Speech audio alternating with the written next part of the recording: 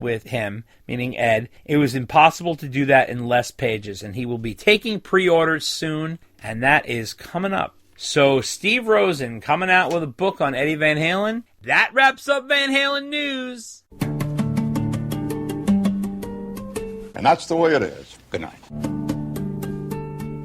And we have so much going on this episode. Holy shit. So we have our interview with author Paul Brannigan, who just put out the book Unchained, the Eddie Van Halen story. Now, we all remember it was originally called Eruption, the Eddie Van Halen story. It was supposed to come out many years ago. We talked to Paul about this whole journey, and it is really kind of sticky and complicated, but he'll explain why it got delayed and what this book is about, what he's focused on. We get into a real deep dive discussion with him. It's a long one, and I want to preface that interview with something here. So I want everybody to be patient with the interview. And the reason why I say that is because it was a great interview, and Paul is a lovely guy. And he did a great job with the book, but because we're all American and we're used to our American voices, he is from Ireland, or he lives in England, but I think he's originally from Ireland. He has a thick brogue or an accent to him.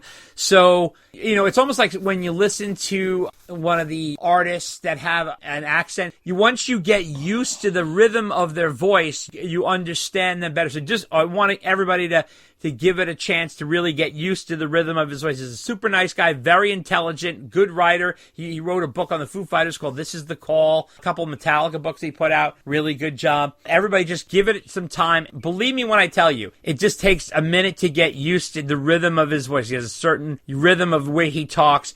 And once you catch on to it, you just give it some time. And we talk about in the beginning of the interview what happened about the delay of the book. So there was a delay of the book, and it literally was coming out for years, and it kept changing different press companies and this and that. So I wanted to just let everybody know about that. It's a great interview. It's a long interview. It's very detailed. You stick with it and just listen to that. So before we get to that, though, we have a sack of mail of Santa's mailbag. It's going to fall right on Dave's head because we all know how much he loves doing letters. And that is all coming up next. Take a listen.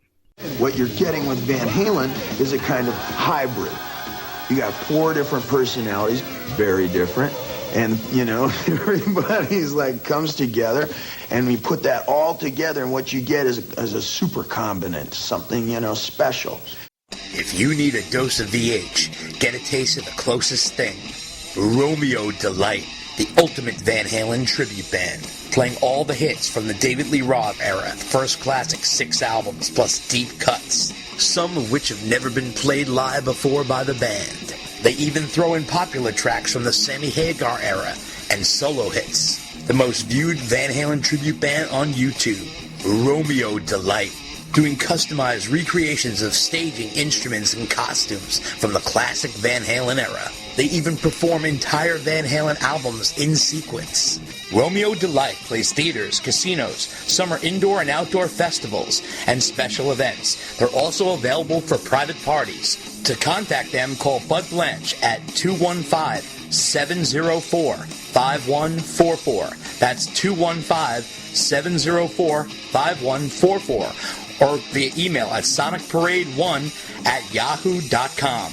Romeo Delight, the ultimate Van Halen tribute band. Check out the new podcast, The Rock Quarry, your place to hear in-depth interviews with some of rock's most colorful characters, with your host, entertainment journalist David J. Criblay. The Rock Quarry is available for free on Spreaker and iTunes. You can check us out on Facebook at The Rock Quarry Podcast, on Twitter at Rock Quarry Pod, on Instagram at The Rock Quarry Podcast, or email us at therockquarrypodcast@gmail.com. Author Greg Renoff is back with a new book, Ted Templeman, A Platinum Producer's Life and Music. The new biography of the record producer Ted Templeman, who went on to produce Van Halen, the Doobie Brothers, Van Morrison, Aerosmith, Sammy Hagar, and more. The book, which runs $19.95, and it's currently available at Amazon.com. From the man who brought you Van Halen Rising comes Ted Templeman, A Platinum Producer's Life and Music, written by Templeman as told to Greg Renoff. Available for only $19.95 at Amazon.com. Order it today. Hi, this is Joe Satriani, and you're listening to Dave and Dave Unchained. Pick up the new coffee table-sized book, The Decade That Rocked, by legendary rock photographer Mark Weiss. This 376-page book has hundreds and hundreds of full-color photos that Weiss shot through the 80s for magazines like Circus, Faces, and Hit Parader, featuring bands like Van Halen, Motley Crue, Twisted Sister, Bon Jovi, Skid Row, Guns N' Roses, Ozzy Osbourne, and more. There's even behind-the-scenes stories to go with these colorful, eye-popping pictures. The Decade That Rocked, a new book by rock photographer Mark Weiss, is available for purchase now. Go to thedecadethatrocked.com, where there are exclusive bundles available with extra prints, t-shirts, and even patches. Inquire about the Van Halen bundle, especially made for Dave and Dave Unchained listeners. Order today. The Decade That Rocked. It'll rock your world. Need a laugh? Check out the Funny How Comedy Podcast, which focuses on upbeat conversations with legendary comedians. It's free on Spreaker and iTunes. Check us out on Facebook at Funny How Comedy Podcast, on Twitter at Funny How Podcast, on Instagram at Funny How Comedy Podcast, or email us at funnyhowcomedypodcast@gmail.com. Are you a guitar enthusiast? Want to learn all the tricks and licks of the trade? Searching for that Eddie Van Halen sound and speed? Want to play in the style of Alex Lifeson of Rush, Mick Mars of Motley Crue, or Brian May of Queen? Then sign up for Zoom lessons from the best, Lance Turner, the guitars for the #1 Van Halen tribute band, the Atomic Punks. Lance will take you on as his personal student in the comfort of your own home on Zoom. To sign up, contact Lance via email at lancetLessons@gmail.com. Lessons are at an affordable rate of $40 an hour. Email Lance today at lancetLessons@gmail.com. That's LANCETLESSONS@gmail.com. And learn how to jam like a star. Sometimes I freak myself out. You go, whoa, that was kind of magical. You know, those kind of things you can't always count on. It's just inspirational, spur-of-the-moment thing. And, wow, how did I do that? And I'll try to do it again, and I can't. You know, I'm just a punk kid who plays guitar. All right, Dave, you know what time it is.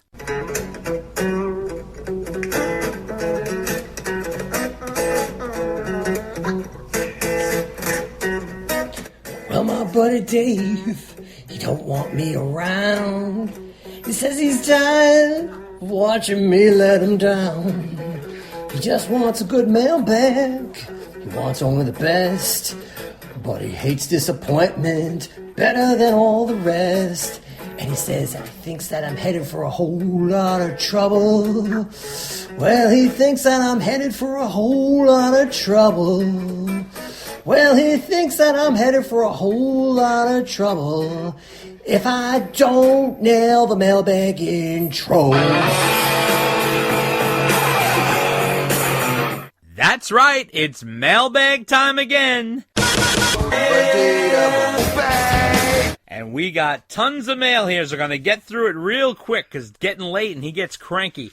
Letter number 1 comes from Matt Fowler from Lincoln, Nebraska. He says, I've always held the opinion that Van Halen 3 would have had to have been an instant hard-rocking masterpiece for an album for fans to accept Gary Cherone as the lead singer in Van Halen. For a band of even Van Halen's caliber to attempt to succeed with a third singer goes against all precedent in rock and roll and was bound to be an uphill battle from the start. Van Halen 3 needed to be a masterpiece to overcome these challenges. But as we all know, that wasn't even the case. Here's the question, though. What if the band had recorded essentially a different kind of truth, same music, same lyrics, same everything, except with Gary Cherone on vocals in 1988? Most diehard fans love A Different Kind of Truth and consider it a worthy addition to the band's catalog. Would the music on A Different Kind of Truth have been strong enough for the band to accept Gary Cherone as the third singer in Van Halen? Matt Fowler, Lincoln, Nebraska. Well, Matt, I think it's a great question, but to be honest, A Different Kind of Truth would not be A Different Kind of Truth without David Lee Roth. His lyrics and chemistry with the Van Halen brothers is what makes it special. However, if you are asking if Van Halen did a more straight-ahead rock record, would things have worked out with Gary, I still would say no, because lightning doesn't always strike as many times as you think it would. The late 90s was not a great time for the dinosaur rock bands, and I think Van Halen Mach 3 was sort of doomed either way. Plus, Van Halen kind of burned a lot of its goodwill with the 1996 MTV VMA's botched reunion with Dave. What do you think, Dave?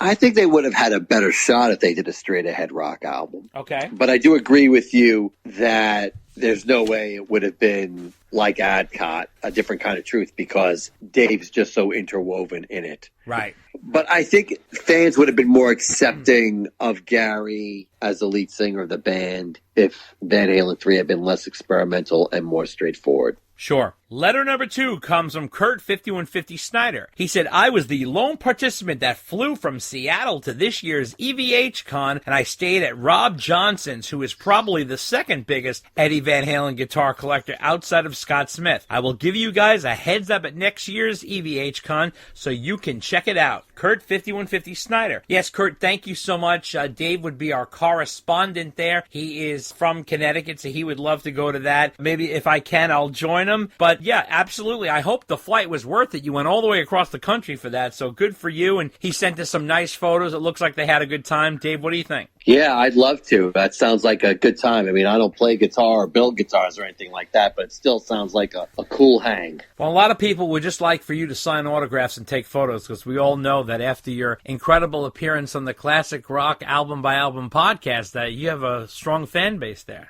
Yeah, well, after I sign both of those signatures, then I can enjoy myself at the rest of the EVH Con. Rumor has it that you've been signing so many autographs, you're just doing QD on them. Yeah, and then I mail them to myself. It's kind of sad. Mail them to yourself, that's right. Free autographs from Dave if you guys want. Just mail it. Oh, no, do not. No, I do not have the time for that. I am sorry. He doesn't have the time. He barely has the time to get through these letters. Letter number 3 comes from Ben from the UK. And he says, I agree with so many things you've discussed during the podcast, including your take on the last few recent tweets from David Lee Roth and how they seem to hint at some foreboding event concerning David Lee Roth's fate in the near future. Please, can you expand on why David Lee Roth fired Ted Templeman during the Skyscraper album? The band seemed to be falling apart at this point. Billy Sheehan barely stuck it out past recording the album and quit the band immediately afterwards. He didn't embark on the Skyscraper tour, and Steve Vai completed the tour. However, he left afterwards to go and join Whitesnake. Did Sheehan and Vai jump ship due to Ted Templeman's preference for hits and popular tunes?